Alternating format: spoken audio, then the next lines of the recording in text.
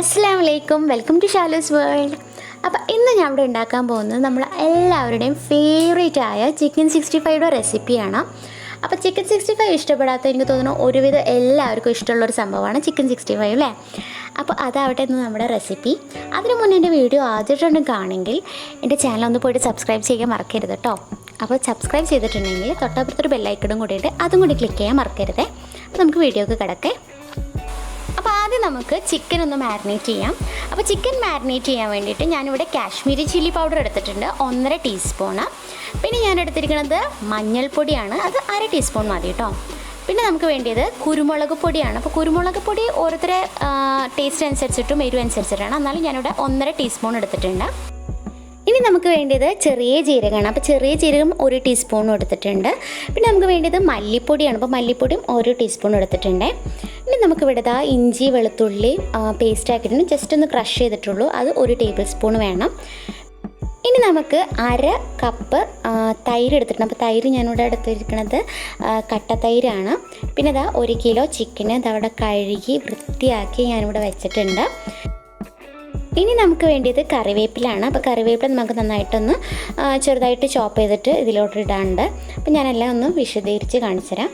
അപ്പോൾ ആദ്യം നമുക്ക് കാശ്മീരി ചില്ലി പൗഡർ ഇടാം. അപ്പോൾ കാശ്മീരി ചില്ലി പൗഡർ എടുത്തിരിക്കുന്നത് കാരണം നമ്മളെ ചിക്കൻ 65 എപ്പോഴും നല്ല കളർഫുള്ളായിട്ടിരിക്കണം, നല്ല എന്താ പറയുക, നല്ല റെഡിഷ് ആയിട്ടിരിക്കണം. അതിന് വേണ്ടിയിട്ടാണ് കാശ്മീരി ചില്ലി പൗഡർ എടുത്തത്. അപ്പോൾ കാശ്മീരി ചില്ലി പൗഡർ നിങ്ങൾക്ക് ഇല്ലെങ്കിൽ മുളകും പൊടി എടുത്താൽ മതി കേട്ടോ.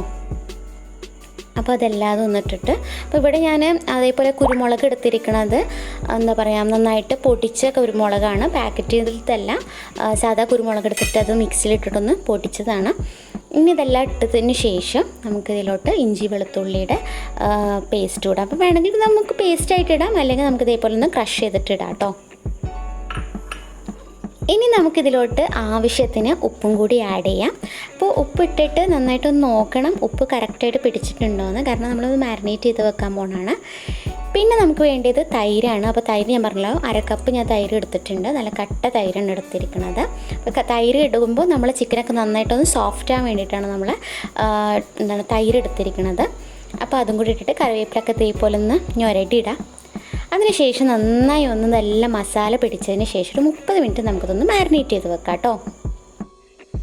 അപ്പോൾ ഏകദേശം 1/2 മണിക്കൂർ കഴിഞ്ഞിട്ടുണ്ട്. ഇനി 1/2 മണിക്കൂറിന് ശേഷം നമുക്കിതിലോട്ട് അരിപ്പൊടി ഇടാം. അപ്പോൾ അരിപ്പൊടി ഞാൻ ഇവിടെ ഒരു 1.5 ടേബിൾ സ്പൂൺ അരിപ്പൊടി എടുത്തിട്ടുണ്ട്, അതുപോലെ 1 ടേബിൾ സ്പൂൺ കോൺഫ്ലോറും എടുത്തിട്ടുണ്ട്. അപ്പോൾ ഇത് രണ്ടും ഇതിലോട്ട് മിക്സ് ചെയ്യാം കേട്ടോ. അപ്പോൾ ഇത് രണ്ടും ആവശ്യം എന്ന് വെച്ചിട്ടുണ്ടെങ്കിൽ നമ്മൾ ചിക്കനൊക്കെ നന്നായിട്ടൊന്ന് ക്രിസ്പി ആവാൻ വേണ്ടിയിട്ട്. അപ്പോൾ ഒരുപാട് ഇടേണ്ട ആവശ്യമില്ല, ഇത്ര ഇട്ടാൽ മതി. അപ്പോൾ തന്നെ നമ്മൾ ചിക്കനൊക്കെ ഒന്ന് നന്നായിട്ട് ക്രിസ്പി ആയിട്ടിരിക്കും. ഇനി ഇതിലോട്ട് 1 പൊളി നാരങ്ങയാണ് ഞാൻ ഇതിലോട്ട് ഇടണത്. അപ്പോൾ ആ ഒരു നല്ലൊരു പുളിപ്പും കൂടിയും കിട്ടും. ഇനി ഇതിലോട്ട് ആവശ്യത്തിന് ഉപ്പും കൂടി ആഡ് ചെയ്യാം. നേരത്തെ ഒരു ഉപ്പിന് കുറവുണ്ടായിരുന്നു, അപ്പോൾ ആ ഉപ്പ് ഇപ്പോൾ കറക്റ്റ് ആക്കിയിട്ടുണ്ട് കേട്ടോ.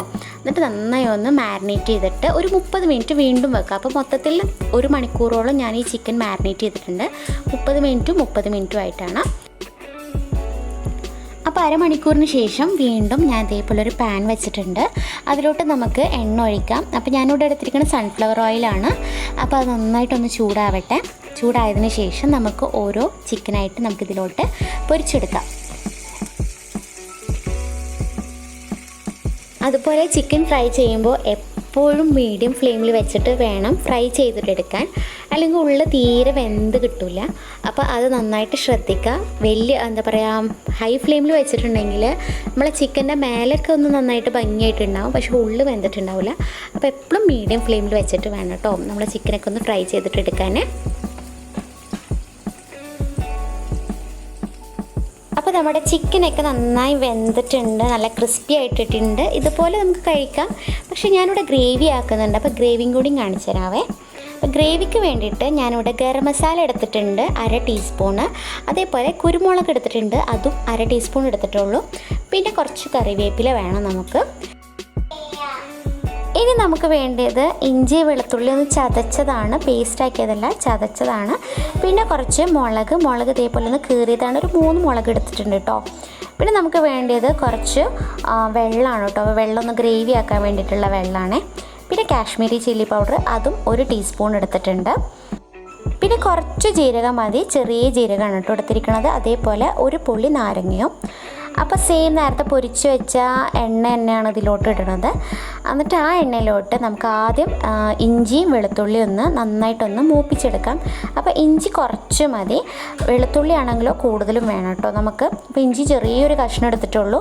വെളുത്തുള്ളി ഞാൻ 1 ടേബിൾ സ്പൂണോളം വെളുത്തുള്ളി എടുത്തിട്ടുണ്ടായിരുന്നു. അതിലോട്ട് നമുക്ക് ഈ മസാലയൊക്കെ ഒന്ന് മിക്സ് ചെയ്തിട്ടെടുക്കാം. ഇവിടെ ഞാൻ കാശ്മീരി ചില്ലി പൗഡർ എടുത്തത് ഒരു കളറിന് വേണ്ടിയിട്ടാണ്. ഇപ്പോൾ നിങ്ങൾക്ക് കാശ്മീരി ചില്ലി പൗഡർ ഇല്ലെങ്കിൽ കുറച്ച് കളർ ആഡ് ചെയ്താൽ മതി. പക്ഷേ കാശ്മീരി ചില്ലി പൗഡർ കുറച്ചും കൂടി പ്രിഫർ ചെയ്യാം, കളറിനെക്കാട്ടി നല്ലത് അതാണ്. എന്നിട്ട് നമുക്ക് ഇതേപോലെ കീറിയ മുളകും അതേപോലെ കുറച്ച് ജീരകം മതി. ഒരുപാട് ജീരകം ഇടേണ്ട ആവശ്യമില്ല, ആ ഒരു ഫ്ലേവറിന് വേണ്ടിയിട്ടാട്ടോ. എന്നിട്ടൊരു ഇത്തിരി വെള്ളം കൂടി ഒഴിക്കാം. ഒരുപാട് വെള്ളം വരേണ്ട ആവശ്യമില്ല. അപ്പോൾ ഇതെല്ലാം ഇട്ടിട്ട് ആ മസാലയുടെ ആ സ്മെല്ലൊന്ന് നന്നായി ഒന്ന് പോട്ടെ കേട്ടോ. അപ്പോൾ നമ്മുടെ മസാലയുടെ സ്മെല്ലെല്ലാം പോയതിന് ശേഷം നമുക്ക് നേരത്തെ ഫ്രൈ ചെയ്ത് വെച്ച ആ ചിക്കനും കൂടി ഇതിലോട്ട് ആഡ് ചെയ്യാം. നമ്മൾ ഫ്ലെയിം എപ്പോഴും മീഡിയം ഫ്ലെയിമിലാക്കി വെക്കുക, അല്ലെങ്കിൽ മസാല പെട്ടെന്ന് കരിയും. അപ്പോൾ അതും കൂടി ഒന്ന് ശ്രദ്ധിക്കുക. എന്നിട്ട് നന്നായി ഒന്ന് മസാല പിടിക്കുന്ന രീതിയിലൊന്ന് മിക്സ് ചെയ്തിട്ടെടുക്കാം. ഇനി നമുക്കിതിലോട്ട് കുറച്ച് കൂടുതൽ കറിവേപ്പിലും കൂടി ആഡ് ചെയ്യാം. അപ്പോൾ കറിവേപ്പില ആഡ് ചെയ്തതിന് ശേഷം നമ്മുടെ തീയൊക്കെ ഒന്ന് ഓഫ് ചെയ്തിട്ട് നമുക്കിതൊന്ന് കുറച്ച് മൂടി വെച്ചാൽ മതി. അത്രയേ ഉള്ളൂ. നമ്മുടെ ചിക്കൻ 65ൻ്റെ ഗ്രേവിയും ചിക്കൻ 65 ഇവിടെ റെഡി ആയിട്ടുണ്ട്. നമ്മൾ ഡ്രൈ ആയിട്ടും ഉണ്ട്, അതേപോലെ ഗ്രേവി ആയിട്ടും ഉണ്ട്. രണ്ടും ഏത് വേണമെങ്കിലും നിങ്ങൾക്ക് ഉണ്ടാക്കാം. അപ്പോൾ എൻ്റെ വീഡിയോ ഇഷ്ടമായിട്ടുണ്ടെങ്കിൽ ഒന്ന് പോയിട്ട് ലൈക്ക് ചെയ്യുക, ഷെയർ ചെയ്യുക, അതേപോലെ സബ്സ്ക്രൈബ് ചെയ്യാൻ മറന്നിട്ടുണ്ടെങ്കിൽ ഒന്ന് പോയിട്ട് സബ്സ്ക്രൈബ് ചെയ്യാനും മറക്കരുത് കേട്ടോ. അപ്പോൾ ഞാൻ അടുത്ത വീഡിയോ ആയിട്ട് വരുന്നവരെ ബൈ.